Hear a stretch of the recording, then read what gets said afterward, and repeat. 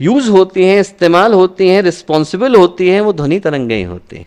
वही ध्वनि तरंगें पूरी जमीन को हिला करके रख देती है और व्यक्ति से लेकर इमारतों को नीचे ला करके गिरा देती है। क्या है ये? शब्द की ताकत। 1943 में जब द्वितीय विश्व युद्ध चल रहा था तो अमेरिका में एक ब्रिज है ओक्लाहोमा में, टकोमा ब्रिज, वो पूरा का पूरा ब्रिज नीचे आकर के गिर गया क्योंकि जो उसके ऊपर सैनिक चल रहे थे उनके चलने में इतना ज्यादा संतुलन था कि उससे जो ध्वनि तरंगे निकली उसने पूरे के पूरे ब्रिज को ही नीचे बिठा दिया। जब शब्द के अंदर इतनी ताकत है कि वो तबाही ला सकता है, तो शब्दों के अंदर इतनी ताकत नहीं हो सकती कि मंत्र के माध्यम से व्यक्ति का आध्यात्मिक उत्थान कर सके।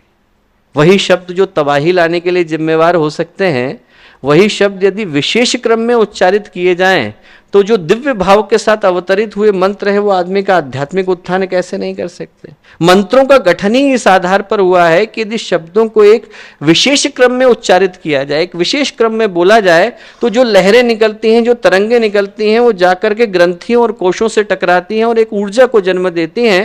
और वो जो ऊर्जा निकलती है वो हमारी जिंदगी में विभिन्न स्थानों पर विभिन्न तरह के प्रभावों को जन्म देती है। स्वयं भगवान, जब भगवान राम रावण का वध करने के लिए गए तो वध करने से पहले उनने आदित्य हृदय मंत्र का पाठ किया और उसके बाद फिर रावण के ऊपर तीर चलाया। भगवान राम ने रावण को मारा तो आदित्य हृदय स्तोत्र का पाठ करा और फिर मारा। जब दशरथ ने श्रवण कुमार के ऊपर तीर चलाया तो शब्दवेदी मंत्र को पढ़ा और फिर चलाया। महाभारत में एक बड़ी प्यारी कथा आती है बर्बरीक की। तो बर्बरीक जो है वो महाभारत शुरू होने से पहले भगवान कृष्ण के पास गए और बोले, भगवान इतनी लड़ाई करने की क्या जरूरत है? बोले मैं 3 बाण चलाता हूँ, 3 बाणों में इन सबको खत्म कर दूंगा, जितने लोग हैं इन सबको मार दूंगा, आपको किसी को मारने की जरूरत नहीं पड़ेगी।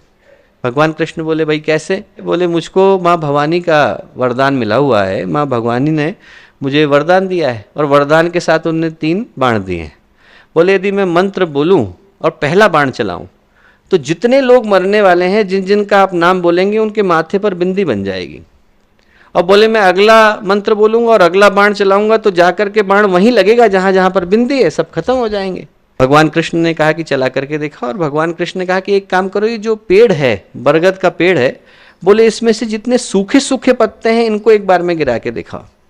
तो बर्बरीक ने मंत्र बोला और मंत्र बोल करके एकदम तीर चलाया तो सारे के सारे सूखे पत्तों के ऊपर बिंदी बन गई। भगवान कृष्ण ने देखा कि ये तो सही कह रहा है। भगवान कृष्ण ने एक सूखा पत्ता लिया और अपने पैर के नीचे दबा लिया, अंगूठे के नीचे दबा लिया। उसने अगला तीर चलाया और अगला तीर जाकर के एक बार में उसने सारे सूखे पत्तों को गिरा दिया तीर ने। पर चूंकि एक पत्ता भगवान कृष्ण के पैर के नीचे दबा रह गया तो बाण निष्फल चला गया। तो बर्बरीक ने कहा कि प्रभु मेरा आशीर्वाद आपने जो मिला था इसको आपने विफल क्यों जाने दिया? भगवान कृष्ण बोले बर्बरीक तुमसे कोई व्यक्तिगत दिक्कत नहीं थी, पर ये महाभारत लोगों के कर्मों का परिणाम देने के लिए, हर व्यक्ति अपने अपने कर्मों के हिसाब से इसमें दंड पाएगा। तुम एक ही बार में सबको मार दोगे तो प्रकृति की व्यवस्था में जो है व्यतिरेक आ जाएगा, वो मैं नहीं आने देना चाहता। माँ भवानी बोली कि देखिए आपने ठीक ही किया, भगवान कृष्ण से बोली कि आपने ठीक ही किया जो किया, पर चूंकि अब मेरा आशीर्वाद था और वो विफल गया है तो मुझे आपको श्राप देना पड़ेगा। तो माँ भवानी ने श्राप दिया भगवान कृष्ण को कि जिस अंगूठे के नीचे आपने पत्ता दबा करके रखा था वो अंगूठा आपके शरीर का सबसे कमजोर हिस्सा होगा। तो जब जरा ने उनको अंत समय में तीर चलाया और ये सोच करके चलाया कि हिरण वहां पर बैठा है, तो भगवान कृष्ण के अंगूठे से ही आके टकराया और वो जो उसके पीछे का कारण था वो वही बर्बरीक को दिया गया आशीर्वाद और उसके परिणाम स्वरूप मिला श्राप था। तो मंत्र के अंदर इतनी ताकत होती है। ऊर्जा को उत्पन्न करने के लिए मंत्रों के उच्चारण से सरल और सुगम